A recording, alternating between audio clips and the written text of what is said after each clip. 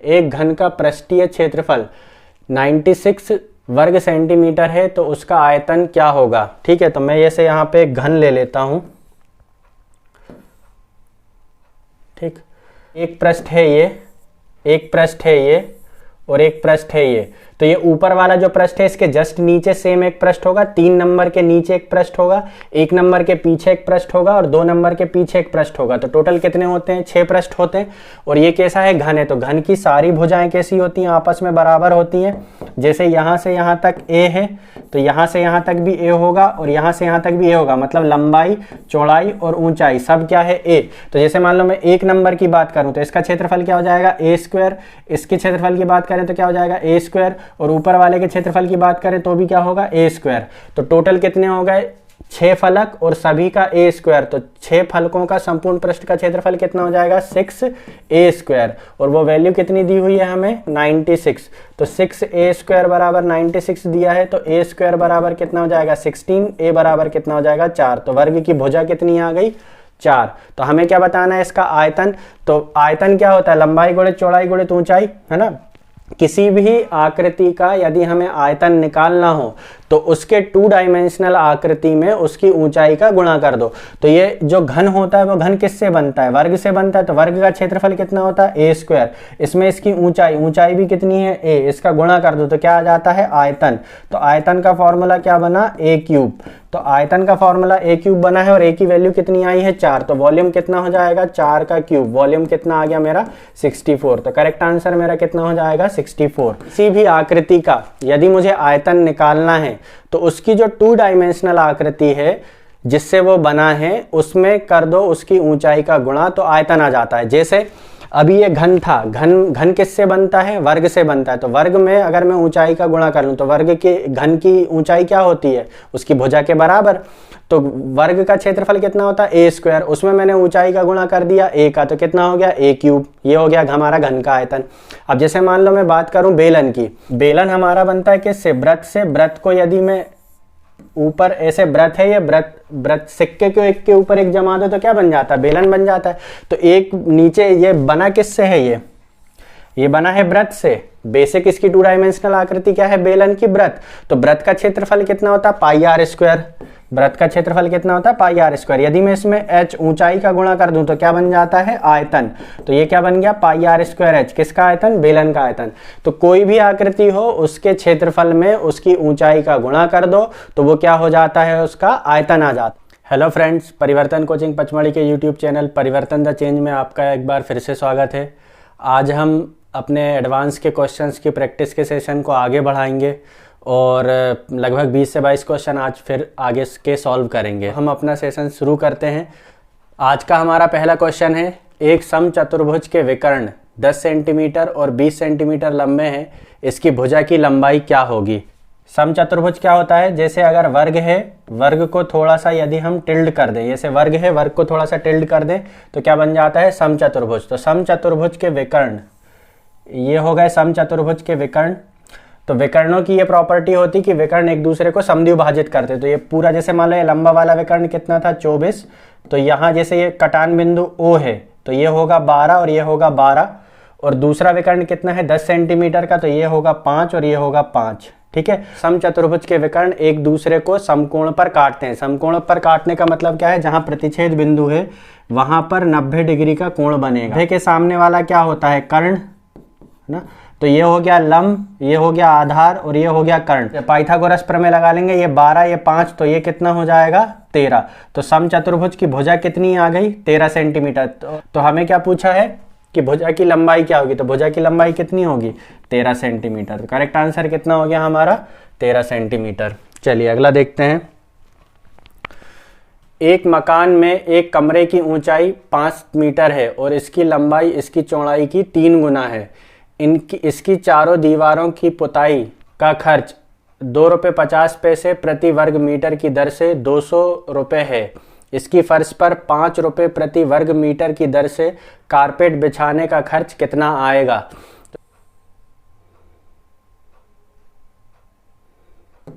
एक दीवार हमारी ये हो गई और एक दीवार हमारी ये हो गई। ठीक है। तो ये दीवार के जस्ट पीछे ये वाली जो दीवार है, ये भी सेम होगी, और ये दीवार जो ये वाली जो दीवार है उसके जस्ट सामने ये वाली दीवार भी वही होगी जो ये वाली दीवार है, ठीक है, उसका आकार बिल्कुल सेम रहेगा।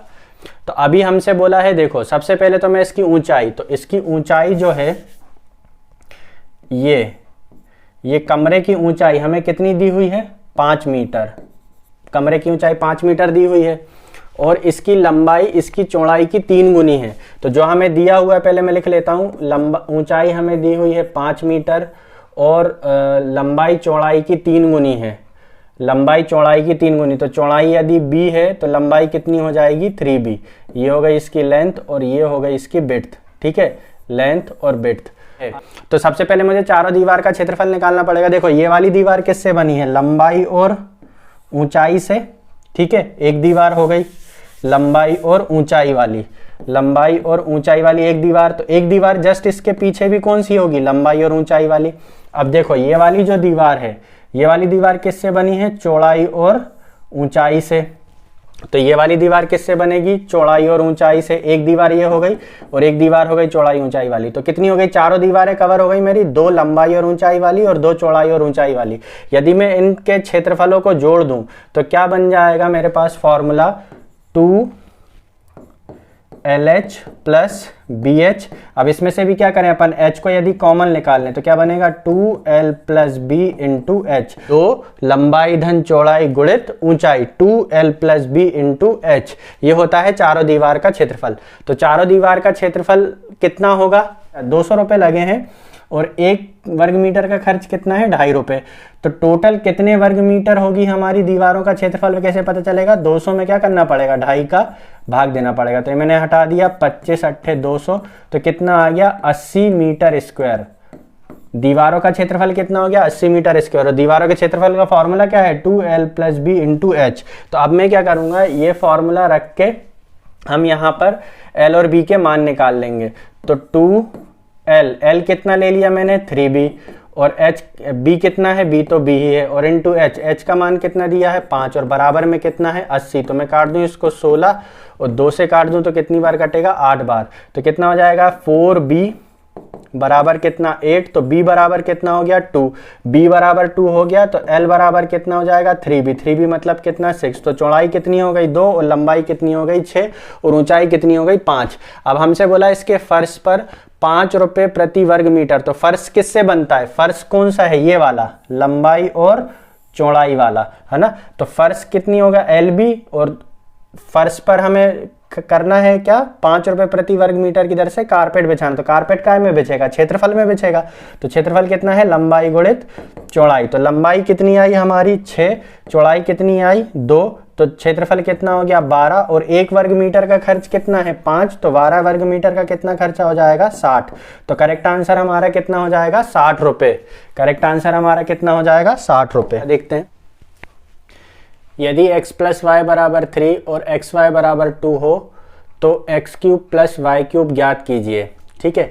तो इसको हम या तो हम अपने मान को सेटिस्फाई कर सकते हैं, इजीली हो जाएंगे, क्योंकि x प्लस वाई बराबर कितना दिया है, 3। तो मैं जैसे x प्लस वाई बराबर दिया 3, तो मैं x को यदि 2 मान लूँ और y को 1 मान लूँ तो कितना हो जाएगा, 3। और xy बराबर कितना दिया है, तो 2 एकम कितना हो जाएगा, 2। x 2 इंटू 1 बराबर कितना हो जाएगा, 2, और 2 प्लस 1 बराबर कितना जाएगा, 3। तो x और y की वैल्यू कितनी हो गई, 2 और 1। तो x क्यूब कितना हो जाएगा, 8, और y क्यूब कितना हो जाएगा, 1। तो कितना हो जाएगा, 8 और 1 मिलके 9। तो करेक्ट आंसर हमारा कितना हो जाएगा, 9। यदि हम इसको बेसिक से करें तो बेसिक से करने के लिए हमें किसका फॉर्मूला यूज करना पड़ेगा, हमें फॉर्मूला यूज करना पड़ेगा x प्लस वाई के होल क्यूब का। तो x प्लस वाई का होल क्यूब क्या होता है, x cube plus Y cube plus 3xy in bracket x plus Y. तो हमें इसका मान निकालना है, बाकी के हम वैल्यू रखते जाएंगे। तो यहाँ पे कितना हो जाएगा, x प्लस वाई का वैल्यू कितना दिया, 3। तो 3 का क्यूब कितना हो जाएगा, 27। तो 27 बराबर x cube plus Y cube की वैल्यू हमें निकालना है प्लस 3xy। xy की वैल्यू कितनी है, 2, 3 इंटू 2, और x प्लस वाई की वैल्यू कितनी दी हुई है, 3।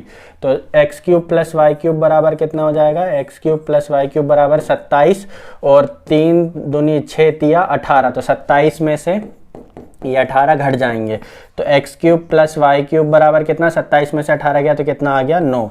तो यदि हम मान सेटिस्फाई करके आंसर निकालते हैं तो जल्दी आ जाता है, लेकिन कभी कभी हम क्या करते हैं, मान सेटिस्फाई नहीं कर पाते, तो इसलिए हमें बेसिक भी आना चाहिए। तो आपको जो अलजेब्रा के फॉर्मूले हैं वो सारे याद होने चाहिए। चलिए अगला देखते हैं कि संख्या 250.047 का घनमूल क्या है ना। तो देखिए माइनस में है, संख्या कैसी में दी है, यहाँ पे माइनस में, माइनस पढ़ना भूल गया था, संख्या क्या है, माइनस में है। तो माइनस का जब हम घन करते हैं तो माइनस में माइनस का इंटू होता तो क्या आता है, प्लस, लेकिन प्लस में जब माइनस का इंटू होता तो क्या आ जाता है, माइनस। तो जब हम क्यूब करते हैं तो क्यूब करते तो 3 बार गुणा होता है, एक बार माइनस में माइनस का इंटू हुआ तो ये हो गया 2 गुणा, तो कितना हो गया, प्लस, लेकिन प्लस में जब दोबारा माइनस का इंटू हुआ तो कितना आया, माइनस ही आया।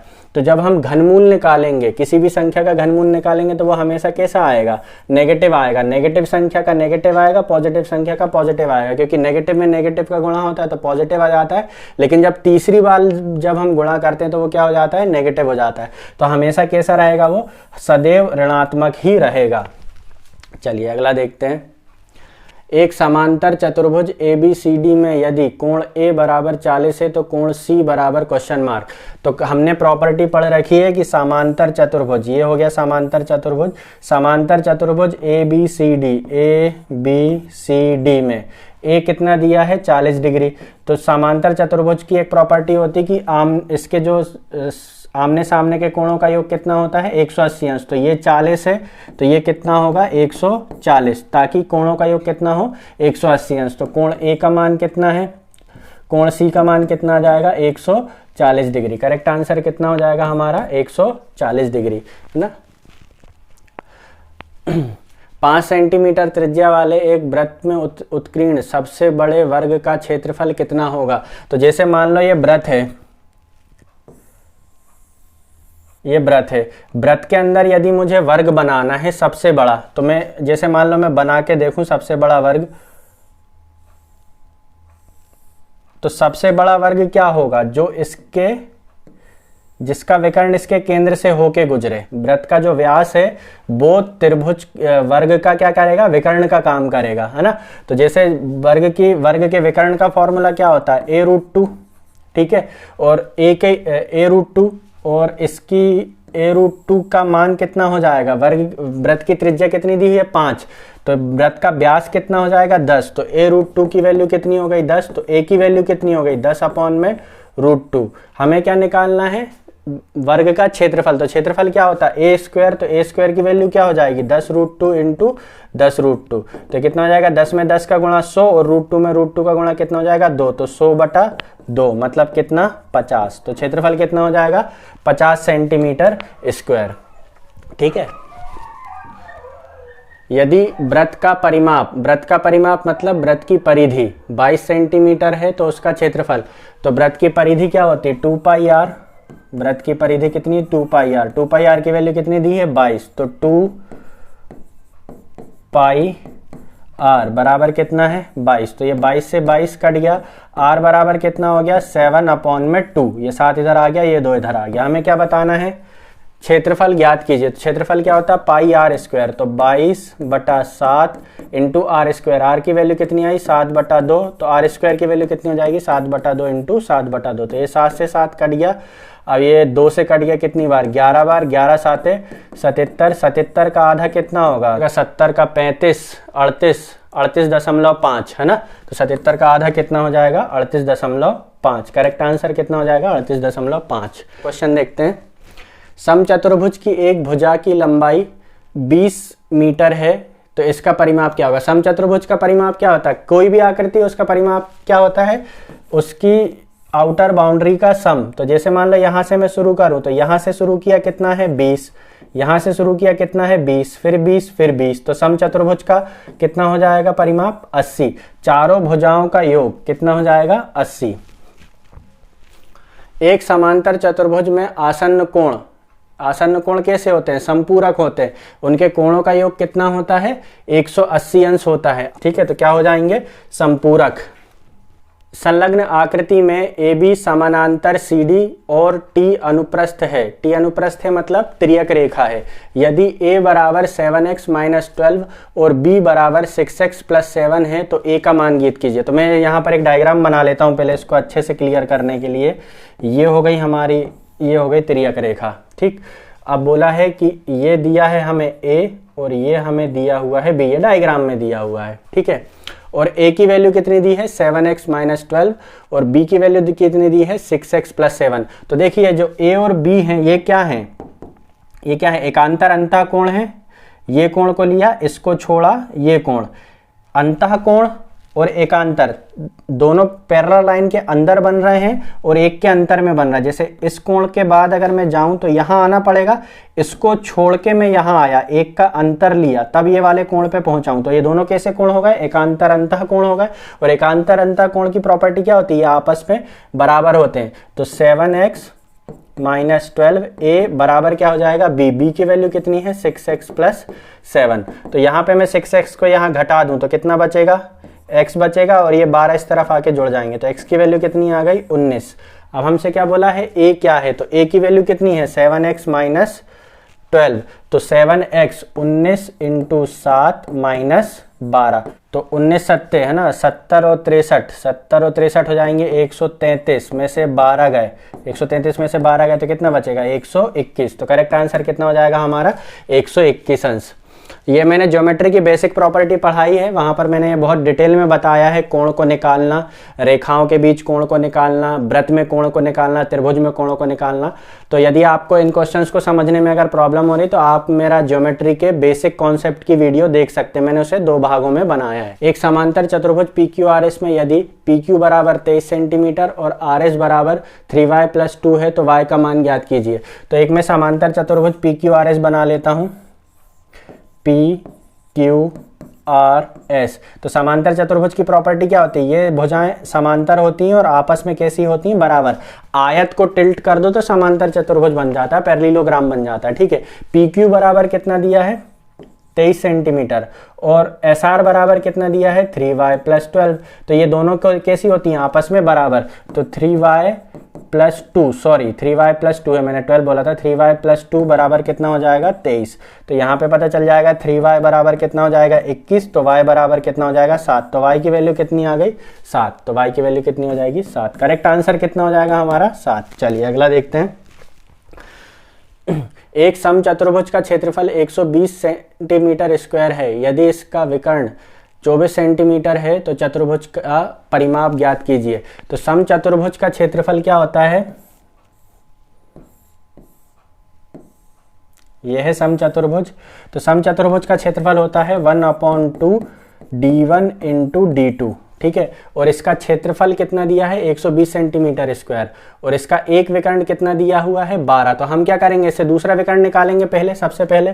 तो सबसे पहले मैं दूसरा विकर्ण निकाल लूँ। 1/2 d1 की वैल्यू कितनी दी हुई है 24 इंटू d2 की वैल्यू मुझे निकालना पड़ेगा और क्षेत्रफल कितना दिया हुआ है 120। तो 24 पंजे 120, तो d2 बराबर कितना आ गया मेरा 10, ठीक है। तो जैसे मान लो मैं इस d2 को 10 मान लेता हूँ। समचतुर्भुज की प्रॉपर्टी ये रहती है कि इसके विकर्ण एक दूसरे को समद्विभाजित करते हैं। तो जैसे अगर ये 10 है तो ये कितना होगा 5 और 5, और ये कितना है 24, तो ये कितना होगा 12 और 12। जस्ट जो पहला क्वेश्चन किया हमने, तो ये 12 5, तो ये कितना हो जाएगा 13। हमसे क्या पूछा, समचतुर्भुज का परिमाप। तो ये 13 है तो ये भी 13 होगा, ये भी 13 होगा, ये भी 13 होगा, तो 13 चौके 52। तो परिमाप कितना हो जाएगा हमारा 52 सेंटीमीटर। केंद्र O के साथ एक वृत्त का व्यास AOB है।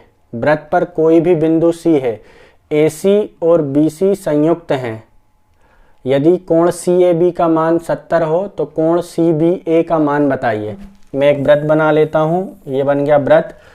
केंद्र बना लेता हूँ इसका O और AOB वृत्त का व्यास है। तो AOB ये हो गया AOB, ये हो गया वृत्त का व्यास। वृत्त पर कोई बिंदु C है, वृत्त पर कोई बिंदु C है। जैसे मान लो मैं वृत्त का एक बिंदु C मान लेता हूँ। AC और BC संयुक्त हैं, मतलब AC और BC संयुक्त हैं। कोण CAB ये हो गया C, कोण CAB का मान कितना है 70, CAB का मान कितना दिया है 70 दिया। तो अभी हमें यहाँ पर लगाना पड़ेगा कि अर्धवृत्त पर बना कोण समकोण होता है। तो ये वाला देखो 70 है और ये अर्धवृत्त पर बना कोण कितना होगा, समकोण होगा। तो ये वाला कोण कितना हो जाएगा 90। तो 90 70 कितना हो गया 160। तो ये वाला कोण कितना होगा 20 होगा। तो कोण CBA का मान कितना होगा 20 डिग्री होगा। ठीक है, कोण CAB का मान कितना होगा 20 डिग्री होगा। देखिए इसको मैं अगर ऐसे ऐसे समझें कि जो वृत्त के केंद्र, वृत्त की परिधि पर बना कोण वृत्त के केंद्र पर बने कोण का आधा होता है। तो वृत्त के जीवा ने वृत्त के केंद्र पर कितने डिग्री का कोण बनाया 180 का। तो वृत्त की परिधि पर कितना बनाया गया 180 का आधा 90। तो हम इसको इस तरीके से भी देख सकते हैं। 3x + 4y और 3x - 4y का गुणनफल क्या होगा। तो इसको गुणा करेंगे तो हम क्या आएगा a² - b², a + b × a - b बराबर क्या होता है a² - b²। तो 3x का स्क्वायर कितना हो जाएगा, 3x का स्क्वायर कितना हो जाएगा 9x² - b², a 4/y का स्क्वायर कितना हो जाएगा 16/y²। तो क्या दिख रहा है क्या हमें, हाँ ये दिख रहा है। सेकंड ऑप्शन में दिया हुआ है, दिए गए चित्र में PQ और RS पैरेलल हैं और XY परपेंडिकुलर है PQ के, XY लंबवत है PQ के। कोण ACQ बराबर दिया है हमें 125 अंश। तब कोण BAC का मान बताना है। तो हमें ये वाले कोण का मान बताना है, ये वाले कोण का मान बताना है। ठीक है, तो मैं एक डायग्राम बना लेता हूँ पहले साफ सुथरा सा। ये हो गया परपेंडिकुलर और हमसे बोला है कि ये दोनों पैरेलल हैं। ACQ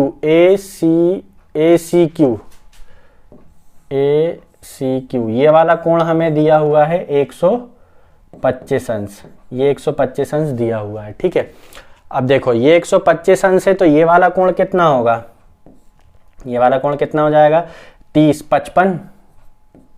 ये परपेंडिकुलर है इस पर, तो यहाँ 90 है तो यहाँ भी 90 होगा। तो 90 55 कितना हो गया 90 55 145। तो ये वाला कोण कितना होगा 35 डिग्री। हमसे क्या पूछा है, यही वाला कोण पूछा था।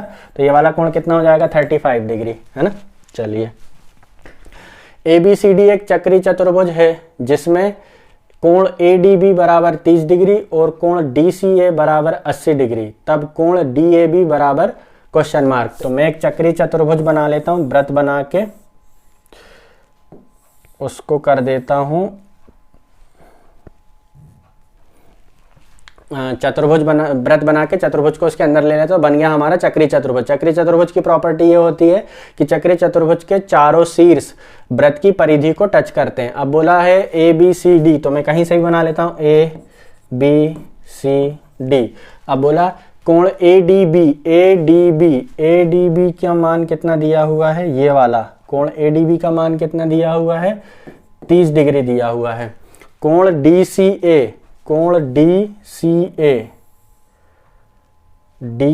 ये वाला कोण कितना दिया हुआ है मुझे 80 अंश दिया हुआ है। तब कोण DAB का मान बताइए, DAB ये वाले कोण का मान हमें बताना है। ठीक है, ये वाले कोण का मान बताना। अब देखिए इस जीवा द्वारा ये 30 अंश का कोण बना है, ये वाला कोण 30 अंश का है। तो इसी जीवा द्वारा ये कोण भी बन रहा, तो ये कितना हो जाएगा 30 अंश का हो जाएगा। तो ये कितना हो गया टोटल 80 और 30 110। ठीक है, तो जब ये 110 हो गया तो ये वाला कोण कितना होगा 70। चक्री चतुर्भुज के आमने सामने कोणों का योग कितना होता है 180। कोण DAB का मान बताना, कोण DAB। तो कोण DAB का मान हमने निकाल तो लिया 70। करेक्ट आंसर कितना है 70। चलिए अगला देखते हैं। उस सबसे बड़े वृत्त का क्षेत्रफल ज्ञात कीजिए जो 10 सेंटीमीटर भुजा के वर्ग से काटा जा सकता है ना। तो मैं 10.5 सेंटीमीटर भुजा से काटा जा सकता है। तो 10.5 सेंटीमीटर का एक पहले बना लेता हूं वर्ग। अब इसमें क्या बनाना है वृत्त। तो वृत्त अगर हम इसके अंदर बनाए तो इसके वो भुजाओं को स्पर्श करता हुआ बनेगा। ये बन गया वृत्त। तो वृत्त का जो व्यास होगा वो क्या होगा, इस भुजा के बराबर होगा, वर्ग की भुजा के बराबर होगा। तो वर्ग की भुजा कितनी दी है 10.5। तो यहाँ भी कितना होगा 10.5 होगा। तो वृत्त का व्यास कितना हो गया 10.5। तो त्रिज्या कितनी हो जाएगी 10.5/2। हमसे क्या पूछा है उसका क्षेत्रफल। तो क्षेत्रफल क्या होता है पाई r²। तो पाई आर स्क्वायर, तो आर ये हो गया, मैंने एक आर और ले लिया 10.5 अपॉन में 2। तो ये दशमलव हटा के 0, ये दशमलव हटा के 0, 2 से काटा 10, 2 से काटा 11, 7 से काट दिया 15, 7 105, 5 से काट दिया 4 बार, 5 से काट दिया 3 बार, ठीक है। 5 दूनी 10, 5 से काट दो इसको 21 बार, ठीक है। अभी कुछ कट रहा है क्या? नहीं कट रहा। अब क्या करना पड़ेगा? सबका गुणा करना पड़ेगा और गुणा करके इसको निकालना पड़ेगा। तो कितना हो गया? 21 या 63, 63 में 11 का गुणा, तो 63 में 10 का गुणा 630, फिर 63 में 1 का गुणा, तो कितना हो गया? ये 693, ठीक है। 693 में कितने का? 8 का, तो हम भाग दे देते हैं। तो ये हो जाएगा 8 अठैया 64, बचेंगे 5, 8 छिंग 48, बचेंगे 5, 8 छिंग 48, बचेंगे 2। वैसे हमें कहाँ निकालना है? एक अंक तक निकालना था, तो कितना हो गया? 86.2। तो करेक्ट आंसर कितना? सॉरी 86.6। करेक्ट आंसर कितना हो गया? 86.6। तो हमने ये आज अपने लगिन शिफ्ट्स के क्वेश्चंस को सॉल्व किया।